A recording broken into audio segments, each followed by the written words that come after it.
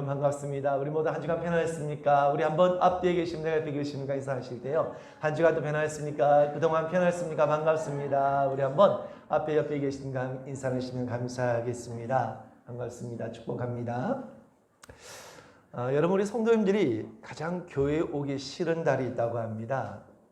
여러분 언제 같습니까? 1년 12개월 가운데 몇 월 달이 가장 교회 오기 싫어할까? 뜻밖에도 여러분 5월달, 이 5월달이 의외로 많은 분들이 참 교회 오기를 싫어하는 그런 달이라고 한 것입니다.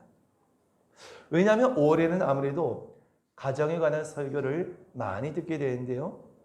특별히 자녀 주일에는 자녀가 없거나 혹은 자녀를 먼저 보낸 분들이 눈물을 흘리게 되는 것입니다. 또 어버이 주일이 되게 되면 부모가 없는 분들이 눈물을 흘리게 되고요.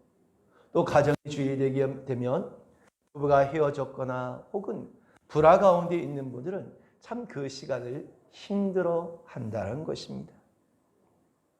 그런 것을 보면 어떤 분들에게는 참 사랑과 행복의 시간이기도 하지만 또 어떤 분들에게는 심적으로 참 힘든 시간일 수도 있겠다라는 생각이 들더란 것입니다.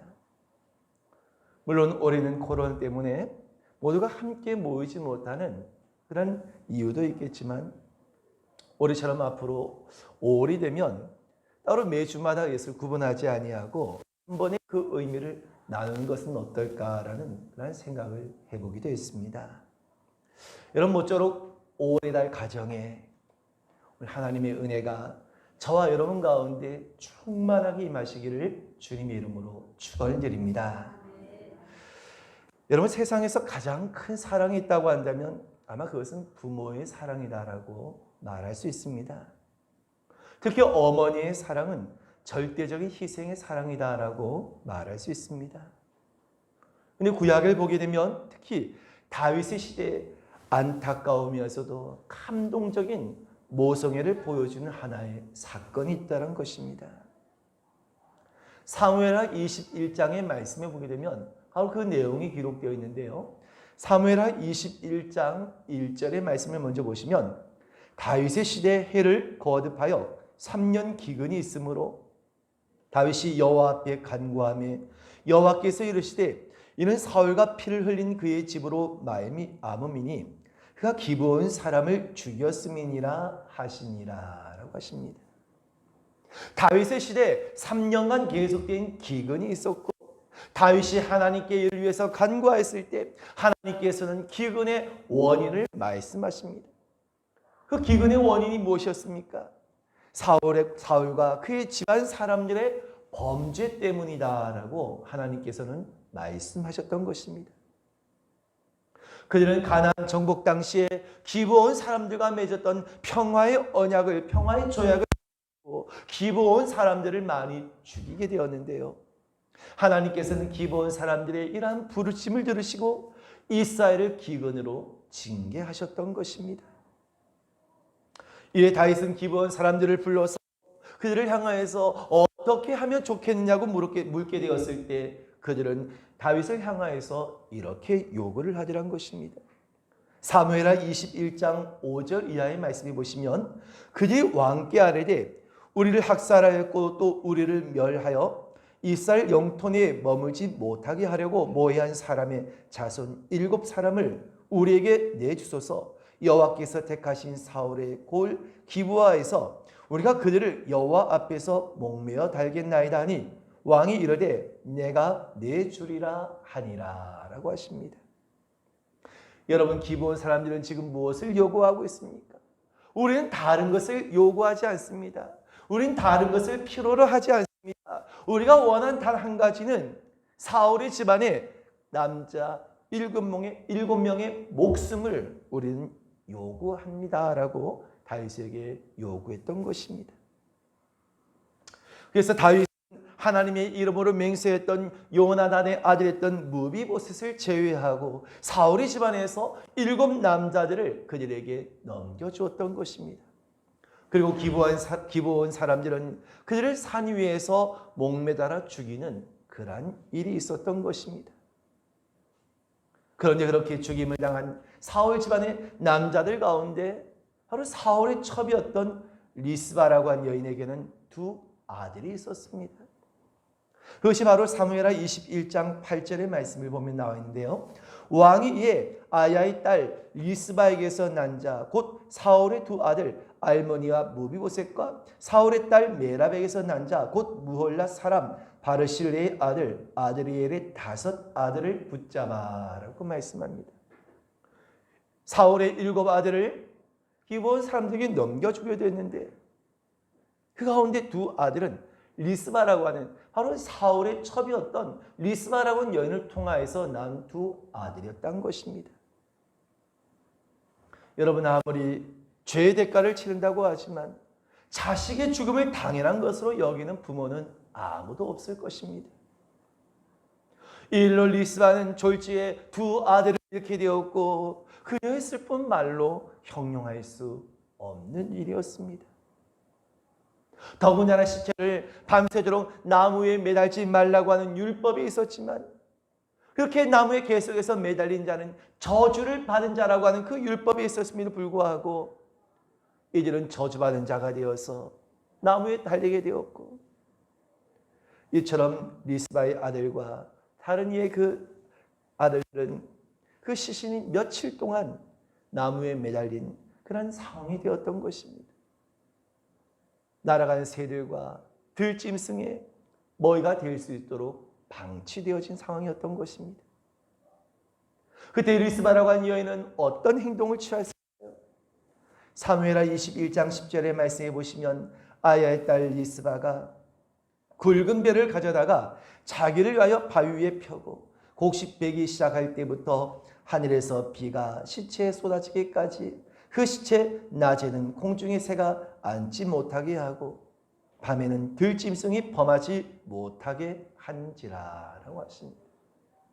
여러분, 이 리스바라고 여인은 굵은 배를 가져다가 바위 위에 펴놓은 다음에 다음 곡식을 베기 시작할 때부터 하늘에서 비가 쏟아질 때까지 짧게는 몇 주에서부터 길게는 몇 개월이 될 수 있는 그 시간, 그 몇 날 며칠을요, 낮에는 새들이 그 죽음에 내려앉지 못하도록 하고 밤에는 들짐승이 달려지지 못하도록 이 여인은 그 자리를 지키고 있었던 것입니다. 여러분, 2 아들의 시신이 이처럼 들짐승에게 찢길까 그 애통하는 마음으로 그 짐승들을 쫓기 위해서 바위 위에 자리를 펴고 앉아있던 이 여인의 마음이 어떠했을까 하는 것입니다. 그래서 어떤 누구도 그 마음을 다 직접 겪지 않은 이는요 이해할 수 없을 것이란 것입니다. 여러분은 이 모습 속에서 세상의 어떤 것과도 결코 비교할 수 없는 어머니의 사랑을 엿볼 수 있다는 것입니다.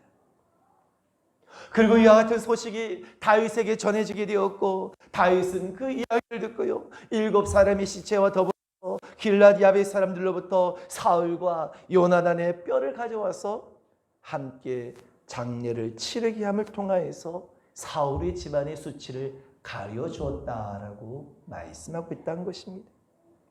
이것이 사무엘하 21장 14절의 말씀인데요. 사울과 그의 아들 요나단 뼈와 함께 베냐민 땅 셀라에서 그의 아버지 기스의 묘에 장사하되 모두 왕의 명령을 따라 행하니라. 그 후에야 하나님이 그 땅을 위한 기도를 들으시니라 라고 하십니다. 여러분, 그렇습니다. 이와 같은 그 여인의 눈물겨운 그 모습은 결국은 이로 말미암아서 하나님의 진노를 그치게 하였고 그 땅이 다시금 회복될 수 있는 기회가 되었다는 것입니다. 여러분, 사랑하는 사람이 그 곁을 떠나게 될 때 그 남은 가족들이 받게 되는 그 스트레스는요 말로 할 수 없을 정도의 극심한 스트레스를 받게 된다는 것입니다.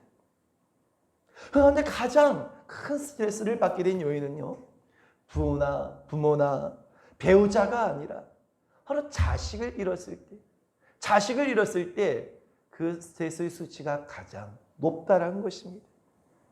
그만큼 자식을 먼저 보낸다고 한 것은 고통스럽고 견디기 힘든 일이기 때문입니다. 더군다나 갑자기 사랑하는 두 아들을 잃게 된 리스바는 어머니로서 아들에게 자식에게 할 수 있는 유일한 한 가지의 방법이 무엇이라고 생각했습니까? 자식의 그 시신, 바로 그 죽음의 곁을 떠나지 않고 지키는 것이다라고 생각했던 것입니다. 바로 여기서 우린 어머니의 마음을 다시 한 번 더 알 수 있게 하려는 것입니다. 이제는 모든 것이 끝났고 이제는 더 이상 아무것도 할 수 없다라고 하는 그 상황 속에서도 끝까지 그 자녀를 향한 마음을 잃지 않는 것이 바로 어머니의 마음이란 것입니다. 그리고 바로 그 자녀를 향하여서 이와 같이 애통하는 그 리스바의 그 중심을 하나님께서는 보신 줄로 믿으시길 바랍니다. 그런 여러분, 이 리스바의 자식들은, 이 리스바의 두 자녀들은 그냥 애매하게 죽임을 당한 것은 아니었던 것입니다. 분명한 이유가 있고 분명한 원인이 있기 때문에, 다시 말해서 사울 집안의 범죄함으로 말미암아서 하나님이 그 정하신 그 언약을 어김을 통하여서 당한 죽음이었던 것입니다.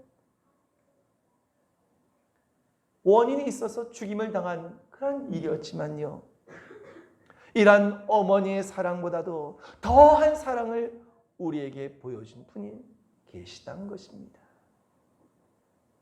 여러분, 포로로 끌려간 이스라엘 백성들은 이제 하나님께서 자신들을 다 잊어버리셨다, 하나님께서 이제 자신들을 버리셨다, 그렇게 생각할 때가 있었습니다. 나라가 멸망당하고 자신들이 포로로 끌려갈 때 이제는 모든 것이 다 끝났다, 하나님께서는 이제 우리를 버리시고 이제 우리를 잊으셨다, 그렇게 생각하고 있을 때 하나님께서 하신 말씀이 무엇입니까? 그러한 이스라엘 백성들을 향하여서 내가 결단코 너희를 잊지 아니하였다. 하나님께서는 이스라엘 백성들을 잊지 아니하셨음을 여인의 그 심정, 자식을 향한 그 여인의 심정에 비유해서 이렇게 말씀하였습니다. 이사야서 49장 15절에 보시면, 여인이 어찌 그 젖먹는 자식을 잊겠으며 자기 태에서 난 아들을 긍휼히 여기지 않겠느냐. 그들은 혹시 잊을지라도 나는 너를 잊지 아니할 것이라.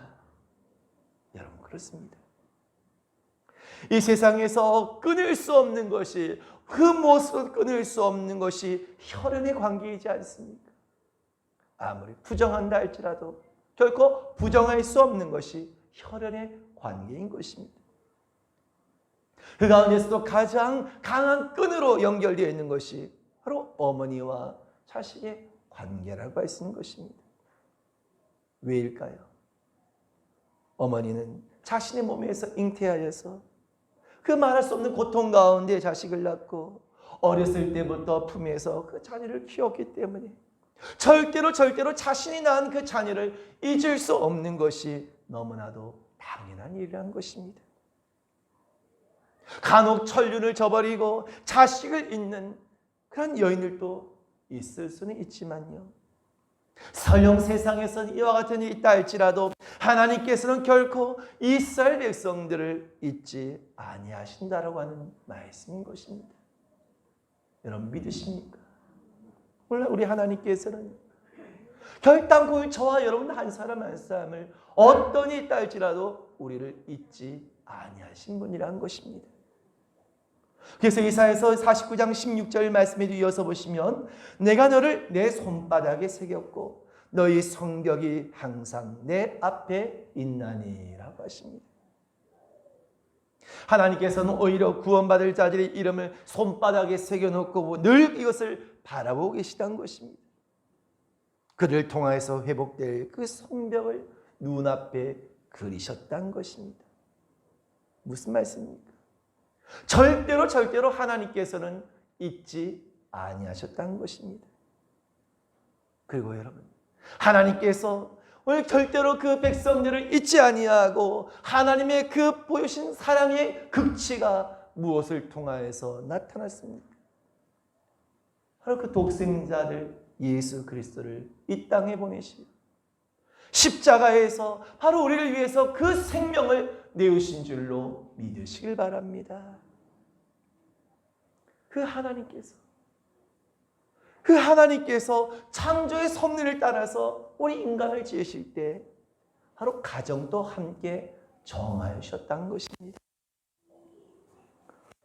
우리 믿음의 사람들은 하나님의 사랑을 알고 이 창조의 섭리를 따라 세우신 가정의 의미를 바로 알아야 하는 것입니다. 그리고 하나님께서 원하시고 하나님께서 기뻐하시는 가정을 이루기 위해서 각자의 자리에서 그 역할을 온전히 잘 감당해야 하는 것이 바로 이것이 진정한 우리 그리스도의 삶이며 이것이 진정으로 하나님의 사랑을 아는 사람의 그런 삶의 모습이다라고 말할 수 있다는 것입니다. 보신 본문의 말씀, 바로 에베소 6장의 말씀은 바로 이것을 우리에게 권면하고 있는 것입니다. 이를 위한 첫째가 무엇입니까? 바로 자녀에게 주시는 말씀으로 그 부모에게 순종하라는 것입니다. 할렐루야. 여러분, 우리 1절의 말씀을 우리 한번 본문의 1절의 말씀을 합독해 보겠습니다. 시작. 자녀들아, 주 안에서 너희 부모에게 순종하라. 이것이 옳으니라. 아멘. 여러분, 여기서 자녀라고 한 것은 단순히 어린 자녀만 한 것이 아니라 장성한 모든 자녀들을 다 포함하고 있는 것입니다. 예수 그리스도를 믿는 모든 믿음의 사람들이 다 사실은 이 자녀의 대상에 해당하는 것입니다. 그런데 이 자녀를 향하여 하신 말씀이 무엇입니까? 자녀들아, 내가 결코 부모를 거역해서는 안 된다는 것입니다. 너희가 절대적으로 부모를 순종해야 한다는 것입니다.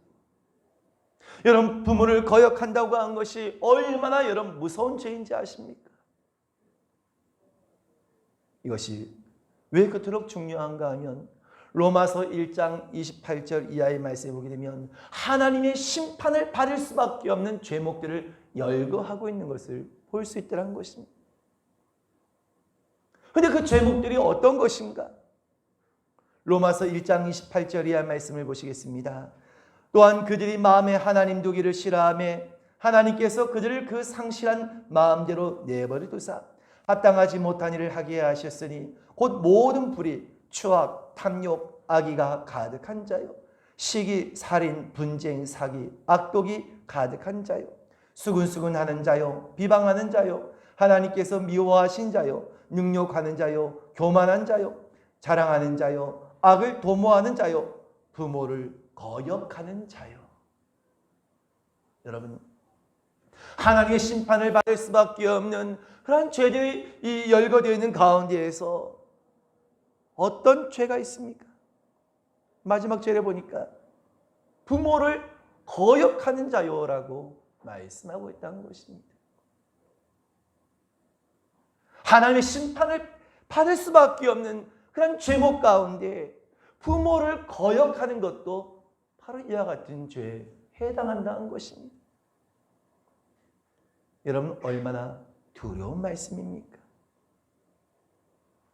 순종한다고 한 것은 자녀가 그 부모의 권위를 인정한다라고 하는 의미인 것입니다.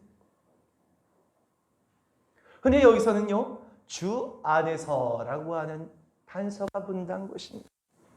이 말은 다시 말해서 주를 경외하는 마음 가운데 나오는 진정한 순종을 뜻하는 것입니다.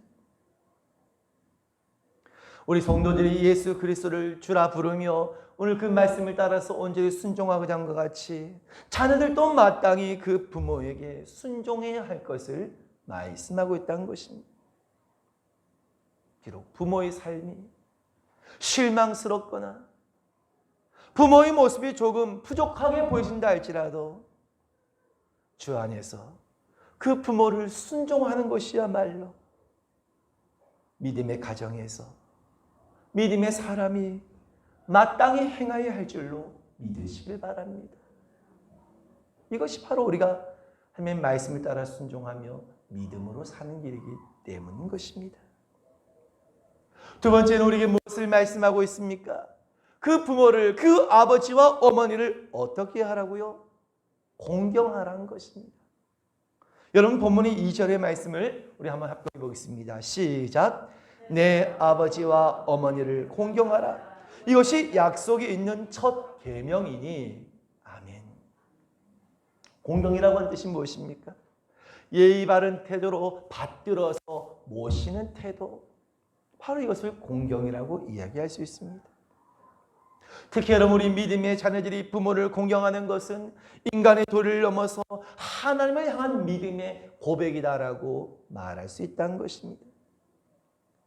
여러분 우리가 눈에 보이지 않는 하나님 아버지, 우리가 여러분 그 눈에 보이지 않는 하나님 아버지를 공경한다고 늘 이야기하지만 어떻게 여러분 우리가 눈에 보이는 부모를 공경하지 아니하며 하늘에 계신 그 보이지 아니하는 하나님을 공경하며 그 하나님을 경외한다는 것이 가능할 수 있겠냐는 것입니다.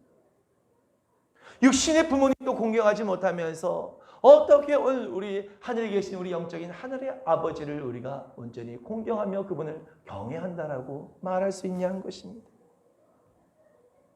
다시 말해서 육신의 부모를 공경하지 않는 사람은, 눈에 보이는 그 부모를 공경하지 않는 사람은 절대로 하나님을 경외하는 자가 될 수가 없다는 것입니다.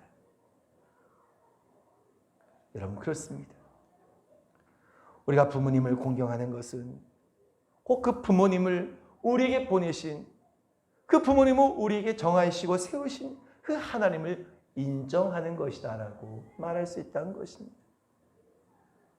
그런데 그 부모님 우리가 부정한다고 하는 것은 결국 우리의 근본이신 하나님을 부정하고 부인하는 것과 다를 바가 없다는 것입니다. 그래서 하나님께서는 약속의 자녀를 향하여 주신 말씀이 무엇입니까? 너희가 부모를 공경해라. 너희가 부모를 공경해라. 이와 같이 말씀하시면서 주어질 약속의 말씀을 신명기 5장 16절의 말씀에 이렇게 말씀하십니다. 여러분 우리 한번 합독해 보겠습니다. 시작. 너는 내 하나님 여호와께서 명령한 대로 내 부모를 공경하라. 그리하면 내 하나님 여호와가 내게 준 땅에서 내 생명이 길고 복을 누리리라. 아멘. 여러분 그렇습니다. 우리가 부모를 공경할 때, 우리가 육신의 부모를 공경할 때 하나님의 약속이 무엇입니까? 내게 준 땅에서 내 생명이 길고 복을 누릴 것이다 라고 말씀하고 있다는 것입니다. 여러분 부모를 공경하지 않고 이 땅에서 복을 받을 줄로 생각하지 마시길 바랍니다. 하나님의 복은 우리가 하나님께서 정하신 그 질서를 따라, 우리가 하나님께서 정하신 그 섭리를 따라서 살아갈 때 하나님께서 우리에게 주시는 것이 바로 이 땅의 복이라는 것입니다.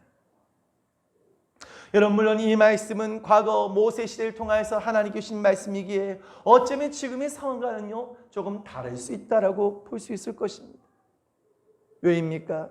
당신은 유목 생활을 하거나 농사를 지으면서 모든 가족들이 사실은 함께 다 의지하면서 함께 일하지 않으면 살 수 없었던 그러한 시대였다는 것입니다. 환경적인 이유 때문이라도 온 일가족이 함께 다 모여서 사는 그런 환경이었던 것입니다. 그러니 자연스럽게 가족 간의 위계 질서가 필요하고 또한 윗사람에게 절대적인 순종을 요구할 수밖에 없는 그런 시대였던 것입니다. 하지만 사람들이 이를 통하여서 또한 자신의 어떤 소속감과 또한 정체성을 바로 이 가족 안에서 함께 배우게 되었던 것입니다. 오늘날 시대에는 이전과는 다르게 개인이 강조되어지고 여러분 사회에서 이름에 혼족이라고 하는 그런 이름이 있지 않습니까? 이 혼족들이 점점점 늘어나고 있는 그런 시대입니다. 그런 시대에 여러분 하나님께서 주신 말씀은 지금의 시대와는 어쩌면 너무나 동떨어진 그런 생각처럼 느껴질 수 있다는 것입니다. 그때는 그때고 지금은 지금이지 어떻게 그때의 기준을 지금의 기준하고 똑같이 맞추어서 우리가 살아갈 수 있느냐? 여러분 과연 그렇습니까? 그렇지 않다는 것입니다. 여러분 우리는요 오늘의 상황에 변하지 않은 이 진리를 어떻게 우리가 적용할 것인가? 항상 우린 이것을 생각하면서 이 변치 않은 이 진리를 우리의 삶 속에 늘 적용하기를 우리는요 힘써야 한다는 것입니다.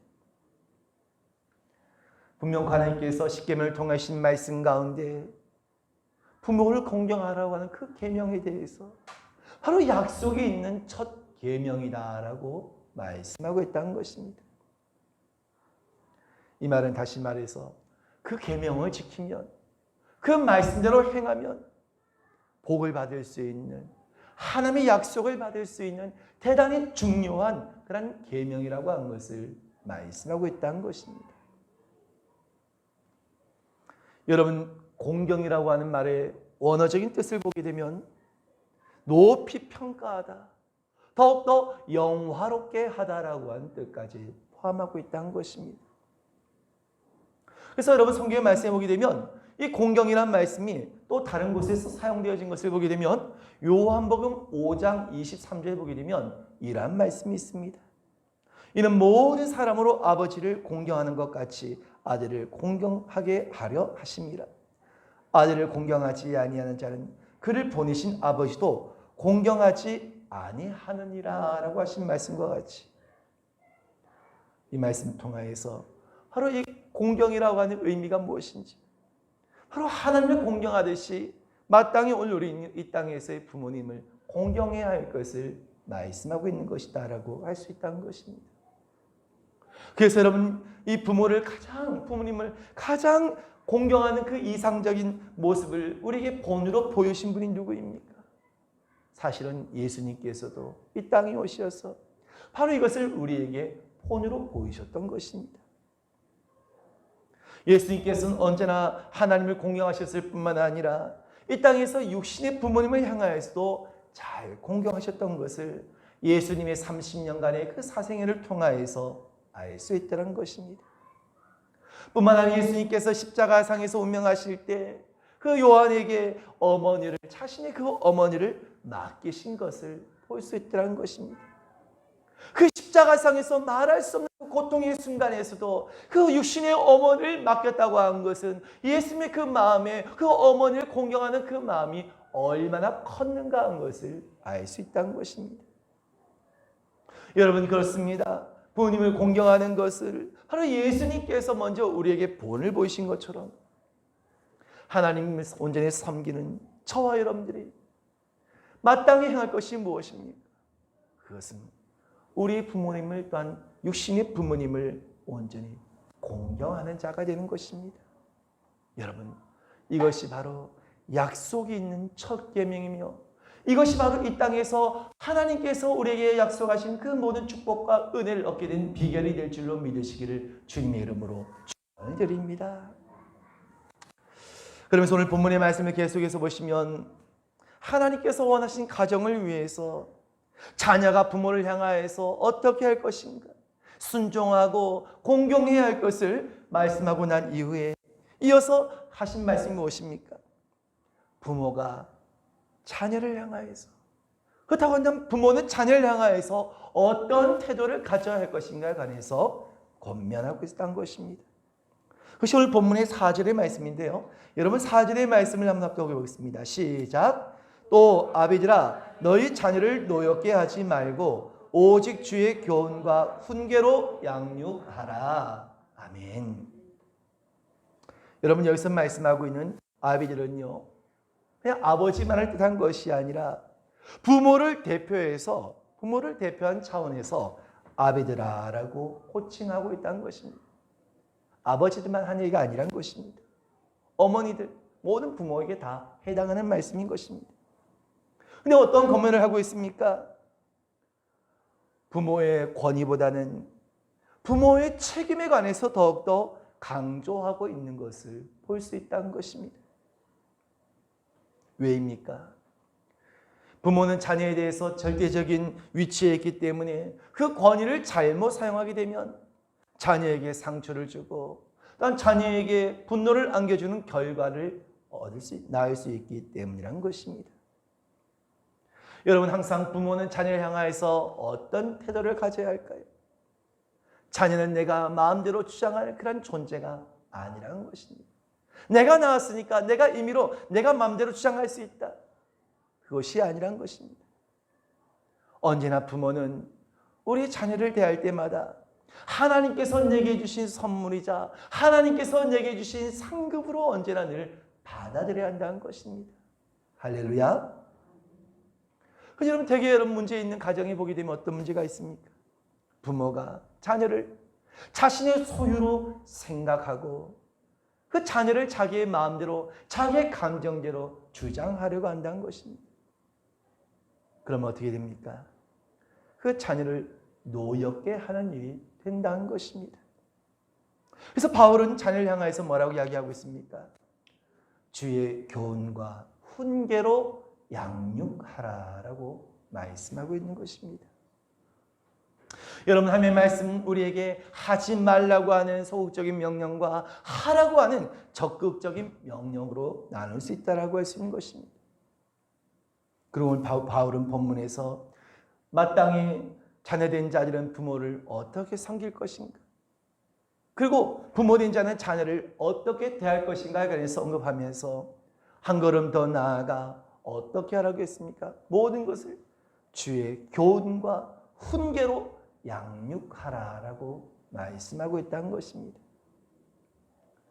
이 말은 단순히 그냥 밥 먹이고 입히고 재워준다라고 하는 그런 의미를 뛰어넘어서 주님을 알고 주님의 길을 따르는 그런 성숙한 자녀가 될 수 있도록, 그런 믿음이 자라나는 그런 자녀가 될 수 있도록 자녀들을 이렇게 세워야 한다는 것입니다. 그 일을 위해서 두 가지를 언급하고 있는데 그것이 무엇입니까? 교훈과 또 한 가지가 훈계인 것입니다.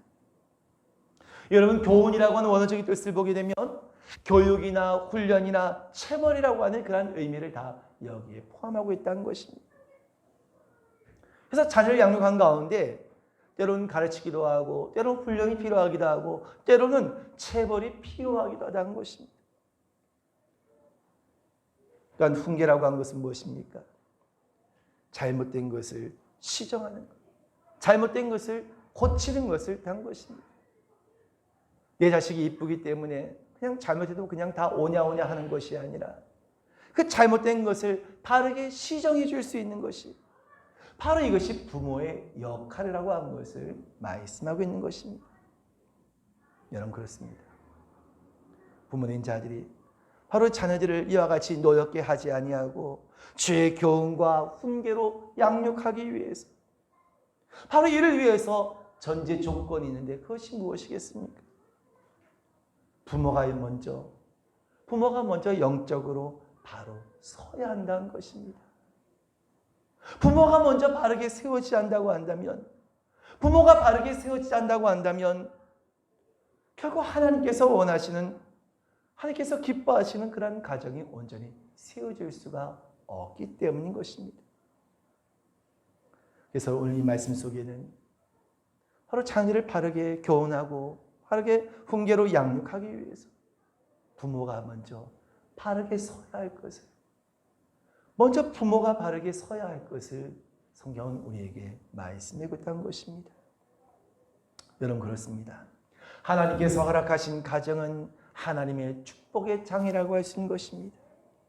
그래서 하나님의 말씀을 따라서 자녀는 부모에게, 부모는 자녀에게 말씀대로 따르고자 할 때 바로 그런 가정에 하나님의 놀라운 축복과 은혜가 약속된 줄로 믿으시길 바랍니다. 여러분, 축복은 다른 데 있는 것이 아니라 우리 하나님의 말씀을 온전히 지켜 행할 때 바로 그 지켜 행함을 통하여서 하나님의 약속과 그 축복이 우리에게 주어진다는 사실을 기억하시고요. 오늘 원하기는 저와 여러분을 통하여서 여러분의 가정이 살아나고 여러분의 가정의 사랑이 충만하여서 천국의 은혜가 오늘 여러분의 모든 가정마다 가득하게 되시기를 주님의 이름으로 축원드립니다. 기도하겠습니다.